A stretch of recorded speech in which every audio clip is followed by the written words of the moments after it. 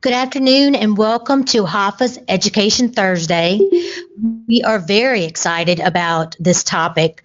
If you've talked to me, then you know that I talk about all the time leaving money on the table and how important it is for us to look outside of what we normally do for extra funds. Today, we're going to have Miss Cindy Osborne, who has been a very dear friend for many, many years, who is now representing Seniors Advisory Services, one of HAFA's partners, present the ABCDs of Medicare. So I'm going to put myself on mute and turn it over to Cindy. Cindy, you have the floor. Thank you so much. Thank you, Ronell. Have a great afternoon, and thank you for the introduction. I thought to start, we would just kind of a little housekeeping. If you have any questions, if you would use the chat function, and before we get started, maybe we could test that chat function, and you could tell me where it is that you are listening from, so that I'll know where my callers are.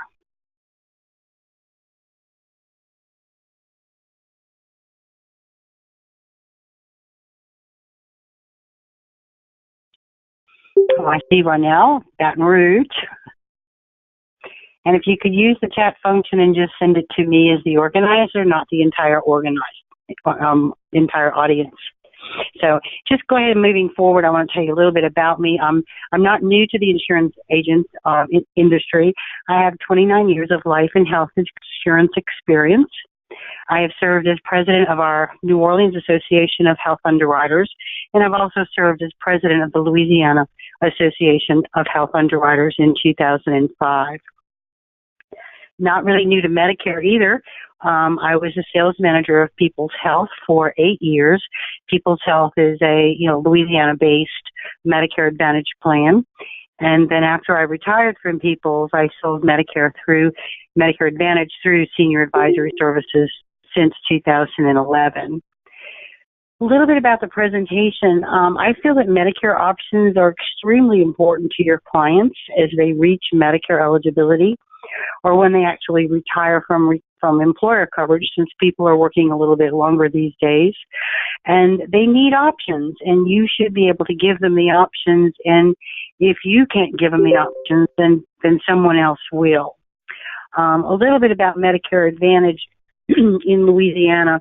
All of our carriers are expanding big time, and we have had little or no competition in the middle or north of the state, and all of that is really changing. So in Louisiana, Medicare beneficiaries are going to have many more options than they've ever had before. So with that, let's go ahead and get started.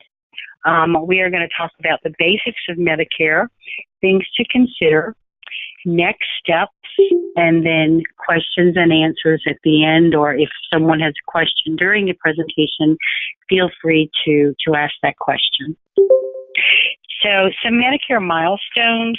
A lot has changed since Medicare was implemented. As many of you may know, it was implemented in 1965 by President Lyndon Johnson. He signed Medicare into law.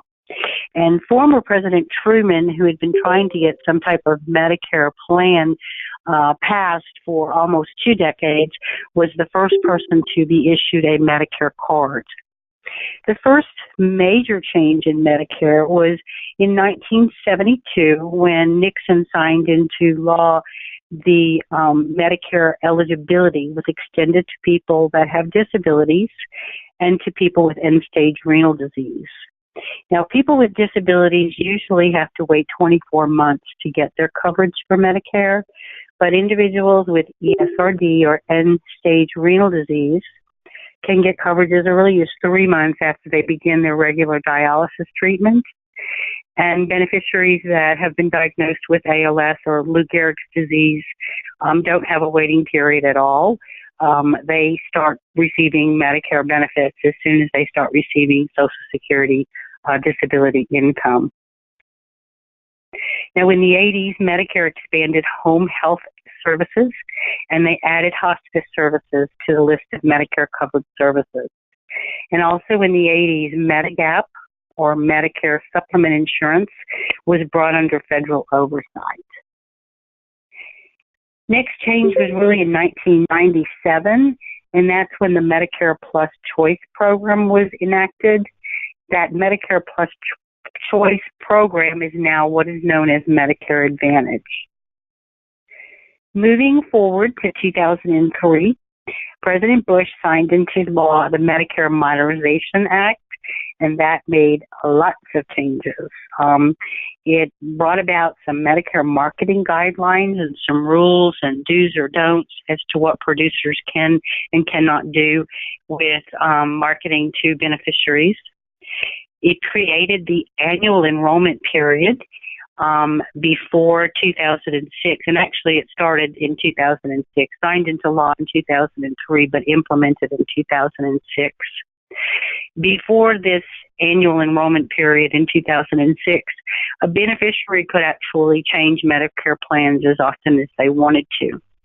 And now they were limited to a period of time that they could enroll into a plan or change plans. And then it also began the voluntary Part D, the outpatient prescription drug benefit, which is available through private drug plans and Medicare Advantage plans. And I say voluntary because that's what Medicare says. It's voluntary, but we'll talk a little bit more about how I don't feel it is voluntary. So the basics, just who is eligible. You're eligible for Medicare A and B if you're 65 or under 65 and on Social Security disability for 24 months or having ALS or ESRD. And you must be a U.S. citizen or a legal resident who has lived in the United States for at least 5 years. Now, there's several enrollment periods. There's the initial enrollment period for Medicare, and that is a 7-month window. It begins 3 months and ends 3 months. 3 months before and ends 3 months after the month of your 65th birthday. So if you were to, enroll in Medicare 3 months before your birthday month, your effective date would be the first of your birthday month. Now, if you or your spouse continue to work and have employer coverage, you can, of course, delay enrolling in Medicare. You must have creditable prescription D or prescription D type benefits, prescription benefits, or you could be subject to a late enrollment penalty, which we'll talk a little bit more about. Then there's the general enrollment period. That is for people that did not enroll during their initial period, for people that dropped Part B either voluntarily because they moved out of the country for a year or two, or involuntarily because they were incarcerated. And so they would have the opportunity to get their Part B back. They would enroll between January 1st and March 31st, and they would have their coverage begin July 1st. Now, everyone that does not, have a Part B or does not have creditable employer coverage could be subject to a 10% penalty for every year they did not have Part B. Now, VA coverage is not considered creditable Part B coverage. Then you have your special enrollment period, and that allows an individual who qualifies to enroll in Medicare at a later date with no penalty or waiting period. To qualify for that special enrollment, they must have been actively or their spouse actively working and had continuous employer coverage. They would then have to enroll in Medicare within 8 months of the employment or the coverage ending, whichever happens first. So here's our ABC soup, A, B, C, and D. A is hospital, B is medical, and A and B are part of original Medicare provided by the government and signed up through Social Security. Part C is your Medicare Advantage, and Part D is your outpatient prescription drug coverage, and those are sold by private companies. So Part A is going to cover your hospitalization, hospice care, a few other things. It's typically a premium-free benefit because people pay a little bit out of their paycheck through their working years. The original Part A has an annual deductible, which changes pretty much every year. Right now, $1,340. And then it's an 80-20 coinsurance. And of course, with Part A, there is no yearly limit. So there's no out-of-pocket limit for a person that only has original Part A. Part B is something that people elect if they don't have employer coverage. They can elect or they can decline. There is a standard monthly premium of $134 right now. However, high earners could pay quite a bit more. And if you don't sign up for Part B when you're first eligible, as you don't have credible coverage from your employer, you may have to pay a late enrollment penalty. Now, VA is not considered credible Part B coverage or medical coverage. And then you have Part C, also known as Medicare Advantage. And Part C is basically a network of doctors, hospitals, and pharmacies that gives a beneficiary, predictable costs. They have set copays for all of their services, and they do have an annual maximum out of pocket of $6,700. So it's predictable costs for the beneficiary. You purchase it from a private company. You have to continue to pay your Part B, and prescription drugs may be included with the MA plan, and it would be known as an MAPD, Medicare Advantage Prescription Drug Plan. And Medicare Advantage, most of them cover additional services like wellness programs, routine hearing and vision, fitness memberships. And, the plan is paid based upon the beneficiaries that are enrolled. So the Medicare Advantage plan wants to keep that beneficiary, as healthy as they can to minimize their outpouring costs so that they can be profitable. Then you have Part D, which is outpatient prescription, drug coverage. It is made up of formularies and tiers, and it's purchased from private companies. It typically does have a monthly premium that has very, very incrementally increased over the years. It's optional. They say it's optional, but if you don't enroll, you could have a late enrollment period of 1% every month that you were eligible for Part D and did not have credible Part D coverage.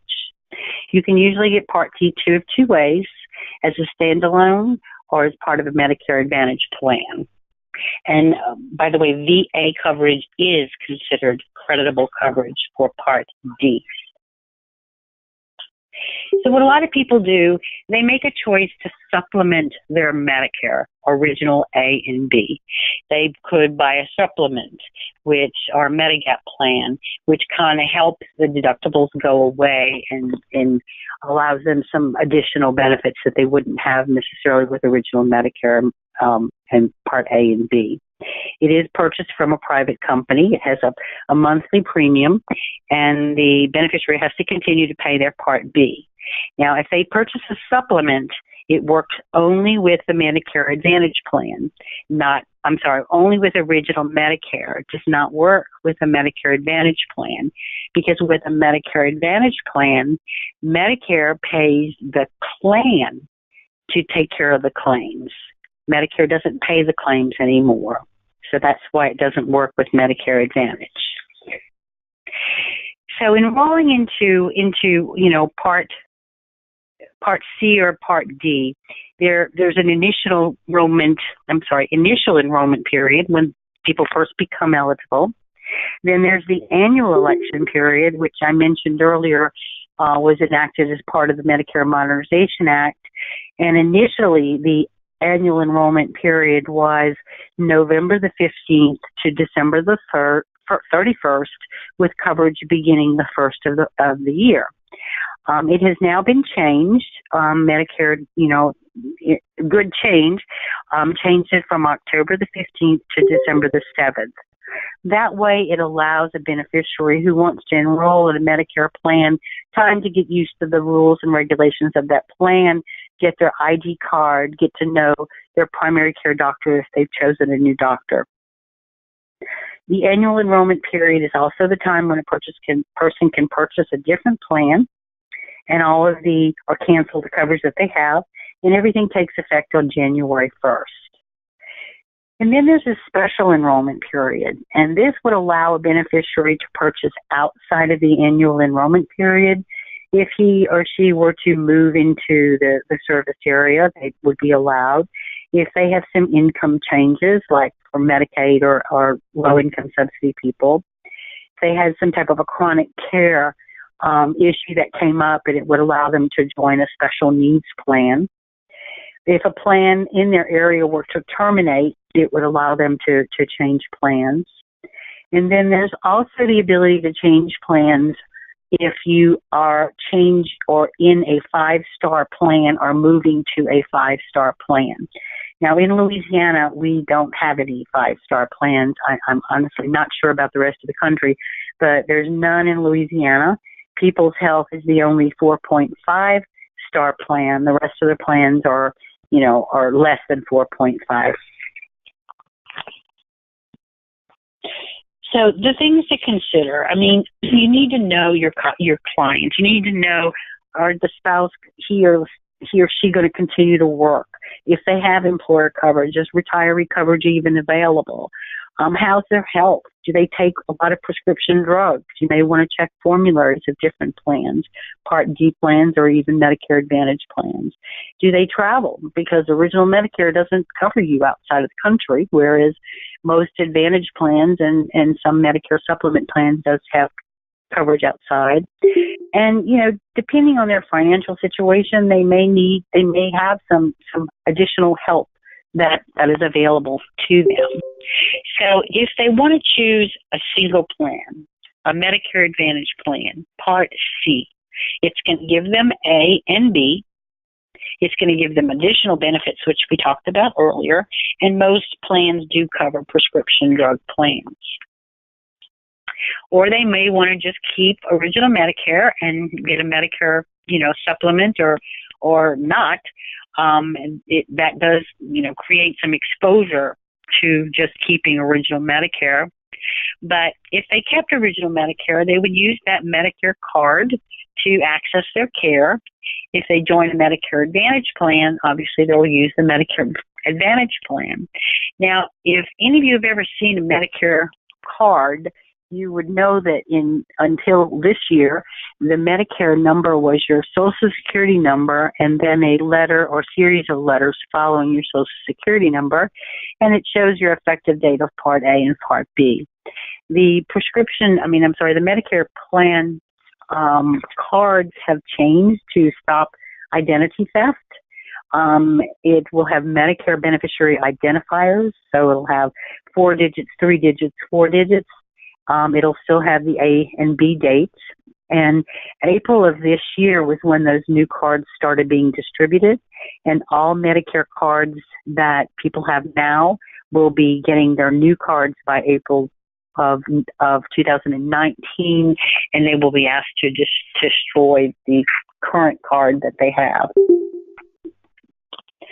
So, understanding the options. It is a very important service to your client and commissions to you, whether you go the Medicare Advantage route or the Medicare Supplement route. Because as I mentioned earlier, in the absence of a Medicare Advantage or Supplement plan, your client has significant medical bills if they have a major health event.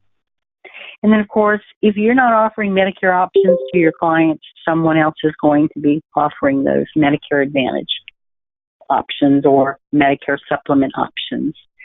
So just to tell you a little bit about Senior Advisory Services, we have been, a very leading producer of Medicare Advantage plans in Louisiana. We do help to train, identify, contact, and sell Medicare plans to potential clients, making sure that you're doing it, within compliance. We help guide you through the certification process, which is a little bit harder the first year you get into it. And then, of course, after that, you have 2 hours to collect renewals for the whole year. So it's, 2 hours well spent.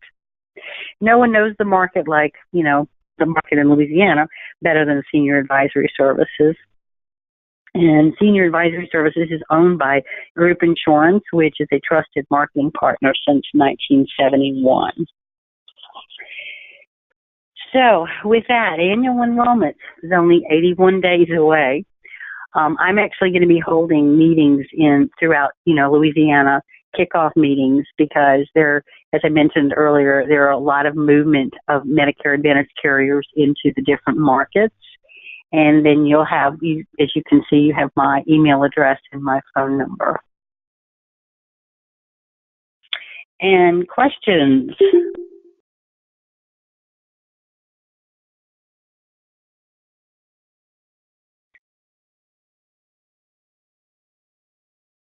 Does anyone have any questions?